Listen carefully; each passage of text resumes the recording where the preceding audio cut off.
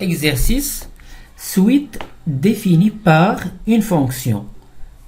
Soit la suite un définie par un plus 1 est égal à f de un. On va représenter géométriquement la suite un. Pour cela, on va représenter une fonction qui réalise les conditions de l'exercice. La première condition, c'est f de i est inclus dans i. Supposons qu'on a l'intervalle i. Et f de i, elle est inclue dans i. Donc, on va représenter i dans l'axe des coordonnées. Alors,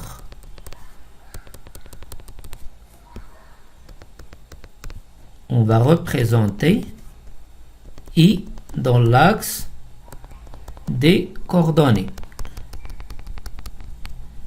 Voilà. Ici,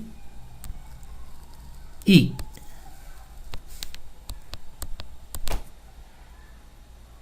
Et on représente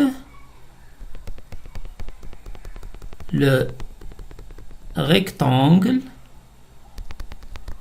i. Alors, chaque point de coordonnées x, y, le x ici, voilà un point, le x, il appartient à i, et le y, il appartient à i.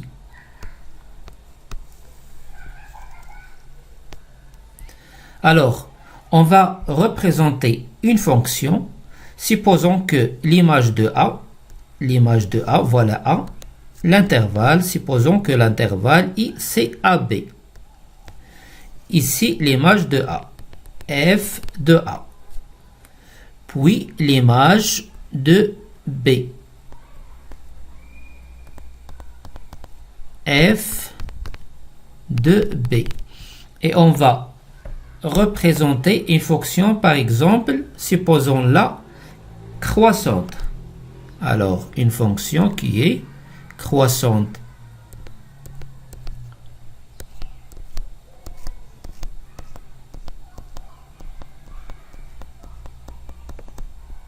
Voilà une fonction qui est croissante.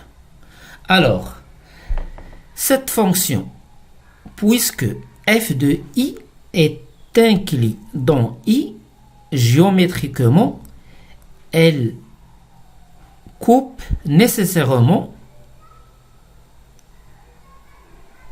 la droite d'équation y est égale à x. Supposons qu'elle la coupe, géométriquement, elle la coupe ici. Alors,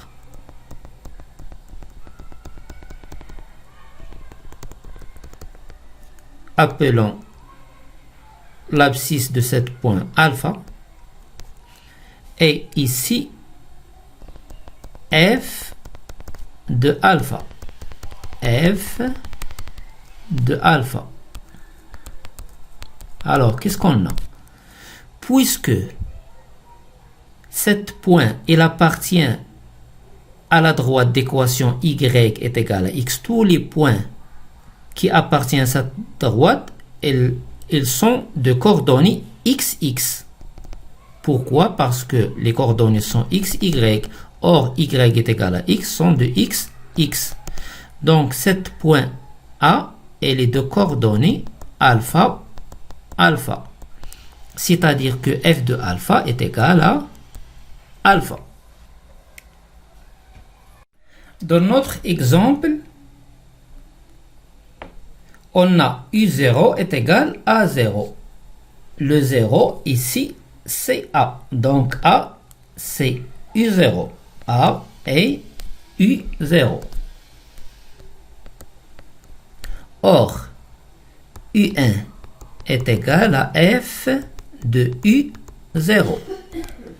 C'est-à-dire ici, U1. Et pour représenter U2 qui est f de U1, il faut trouver U1 dans l'axe des abscisses. Or, on sait que la droite d'équation y est égale à x. Ces points sont toujours de coordonnées xx. Alors,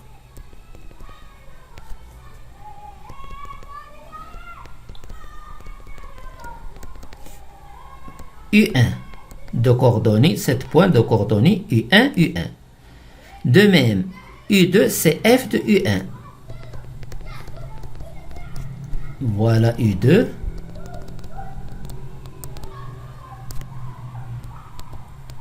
Et pour trouver U2, alors, on cherche son antécédent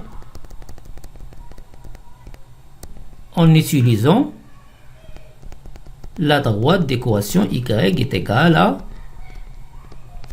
x. Voilà U2. Même chose, f de U2, ça donne U3. Et voilà U3. De même pour tous les termes de la suite. Alors, qu'est-ce qu'on remarque? On remarque que les termes de la suite UN approchent de alpha.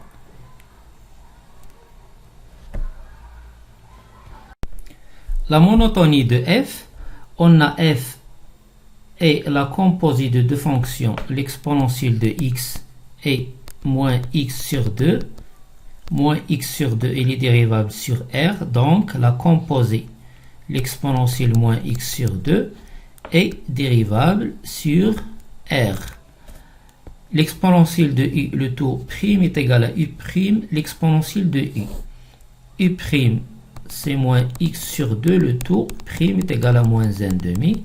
Donc c'est moins 1,5 l'exponentielle de moins x sur 2. On sait que l'exponentielle de u, elle est toujours positive. Donc, f' est négative, ainsi f est strictement décroissant sur R. Deuxièmement, montrons que f de i est inclus dans i. Pour cela, on a besoin de la continuité de f et de sa monotonie. F, elle est continue décroissante sur R. Et puisque l'intervalle 0 ln de 4 est inclus dans R, alors f de 0 ln de 4 est égal à f ln de 4, f de 0. Donc, f de i est égal à f ln de 4. ln de 4 est égal à ln de 2 au carré, est égal à 2 fois ln de 2. Donc, f de ln de 4 est égal à f de 2 fois ln de 2, qui est égal à l'exponentielle de 2 moins 2 fois ln de 2 sur 2 est égal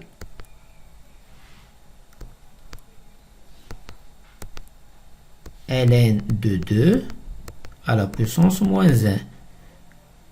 L'exponentielle de ln de 2, c'est 2 à la puissance moins 1 est égal à 1,5. Donc, 1,5 et f de 0, c'est l'exponentielle de 0 est égal à 1. On a 0 inférieur à 1,5 inférieur à 1. Le 1, elle est inférieur à ln de 4. Pourquoi? Parce que 1, c'est ln de e. Et e, elle est inférieure à 4. Et puisque e inférieur à 4, ln de e, elle est inférieure à ln de 4, c'est-à-dire que 1 est inférieur à ln de 4. Donc, l'intervalle 1,5, 1 est inclus dans l'intervalle 0 ln de i. C'est-à-dire que f de i est inclus dans l'intervalle i. Troisièmement, montrons que C de f admet un point invariant d'abscisse alpha. C'est quoi les points qui appartiennent à C de f sont de coordonnées xf de x. Et on veut que ce point est invariant d'abscisse alpha. Donc alpha, f de alpha. Et puisqu'elle est invariant, c'est-à-dire que f de alpha est égal à alpha. C'est-à-dire, montrons qu'il existe un unique alpha appartiennent à i, tel que f de alpha est égal à alpha. Autrement, on va montrer que l'équation f de x est égale à x admet une unique solution. Et cette solution, c'est alpha. F de x est égal à x. C'est-à-dire que f de x moins x est égal à 0. On va appeler cette fonction g de x, c'est-à-dire g de x, c'est f de x moins x est égal à 0. Autrement, on va montrer que la fonction g est égale à f de x moins x. L'équation g de x est égale à 0 admet une unique solution. Et cette solution, c'est alpha. Or, on a f de i est inclus dans i. Et i, c'est l'intervalle 0 ln de 4. Donc, f de 0, elle appartient à i. Et f de ln de 4 aussi appartient à i. Et puisque f de 0 appartient à i, c'est-à-dire que 0 est inférieur ou égal à f de 0. Et puisque f ln de 4 appartient à l'intervalle i, alors f de ln de 4 est inférieur ou égal à ln de 4. On a le 0, ln de 4. F de 0, elle est ici. Donc, 0 est inférieur ou égal à f de 0. F de ln de 4 aussi, elle est ici. Donc, f ln de 4 est inférieur ou égal à ln de 4. Ceci implique que 0 inférieur ou égal à f de 0 moins 0. Et c'est quoi f de 0 moins 0? F de x moins x, c'est g de x. Donc, c'est g de 0. Même chose, f de ln de 4 moins ln de 4, g de ln de 4. Inférieur ou égal à 0. Ceci implique que le produit, alors g de 0, elle est positive, et g de ln de 4, elle est négative. Donc, le produit g de 0 fois g de ln de 4 est négatif.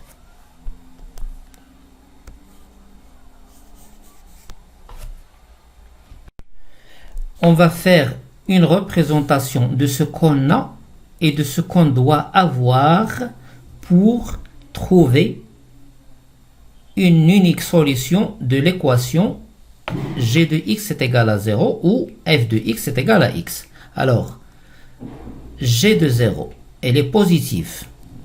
0, g de 0. Supposons ici on a g de 0. G de ln de 4, elle est négative.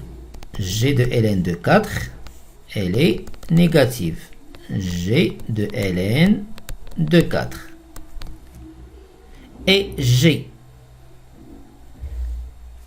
c'est f de x moins x. F, c'est une fonction continue, plus une fonction continue, c'est une fonction continue. Alors, on va tracer une fonction continue. On part de g de 0 pour arriver. On a une fonction continue. C'est bien. Alors, on veut l'équation g de x est égale à 0. Voilà, ici. Donc, elle a trois solutions. Nous, on veut une unique solution. Alors, pour cela, g doit être strictement monotone. Et puisqu'il est continu, alors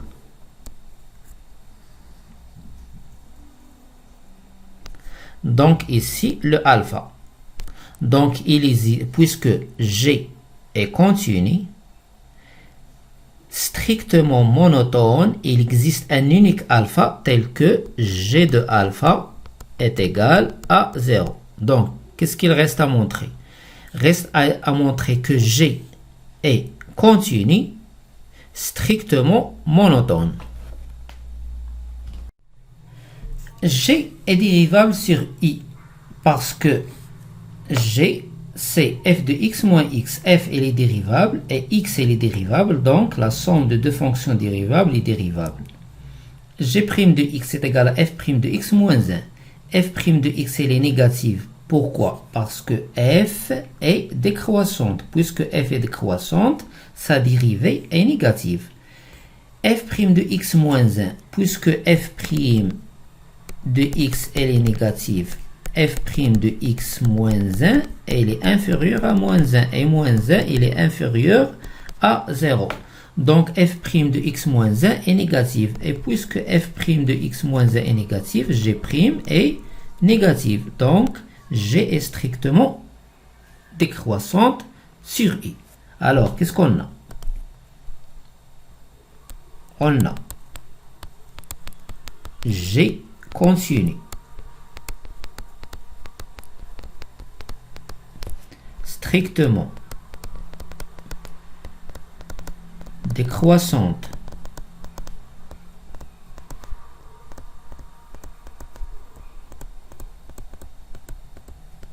sur i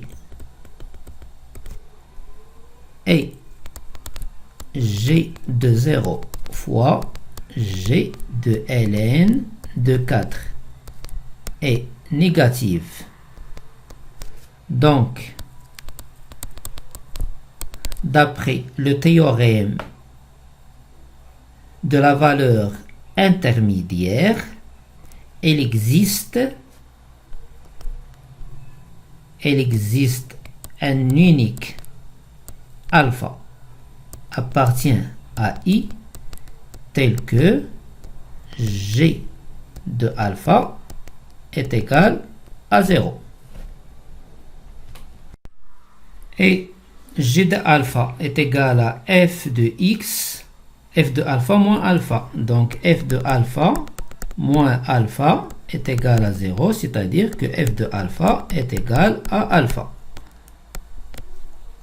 C'est-à-dire il existe un unique alpha appartient à i tel que f de alpha est égal à alpha. Quatrièmement, on va montrer que quel que soit x appartient à l'intervalle i, la valeur absolue de f' de x est inférieure ou égale à 1 demi. F' de x est égal à moins 1 demi, l'exponentielle de moins x sur 2. X il est compris entre 0 et ln de 4. Donc moins x sur 2. Ln de 4 est égal à ln de 2 au carré est égal à 2 fois ln de 2. Alors x sur 2 il est compris entre 0 et ln de 2 moins x sur 2 compris entre moins ln de 2 est 0. Donc l'exponentielle de moins x sur 2, l'exponentielle de moins ln de 2, c'est 1 demi. Et l'exponentielle de 0 est égale à 1. On multiplie le tout par moins 1 demi. Donc ça donne moins 1 demi. L'exponentielle de moins x sur 2 est compris. On a multiplié par moins 1 demi par moins 1 demi et moins 1 quart. Donc,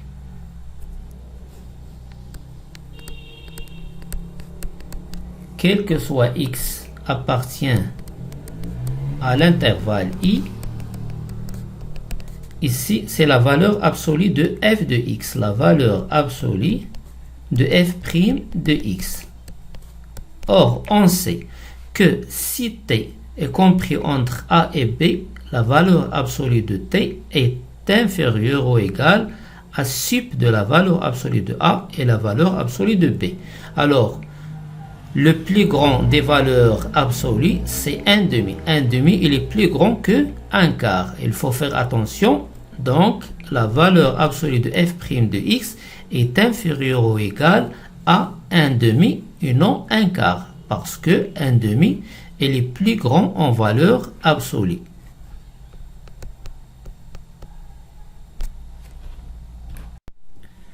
Cinquièmement, montrons que, quel que soit x, y appartiennent à i carré, la valeur absolue de f de x moins f de y est inférieure à 1 demi la valeur absolue de x moins y. Alors, on va faire appel à l'inégalité des accroissements finis. Si f est continu sur un intervalle AB, dérivable sur AB ouvert, et quel que soit x appartient à l'intervalle AB, f' de x inférieur ou égal à k, alors f de b moins f de a est inférieur à k, b moins a. Alors, pour notre question, AB, l'intervalle AB, c'est l'intervalle compris entre x, y. Alors, qu'est-ce qu'on a? On a l'intervalle i. Et on a x, y. Supposons ici que x est inférieur à y.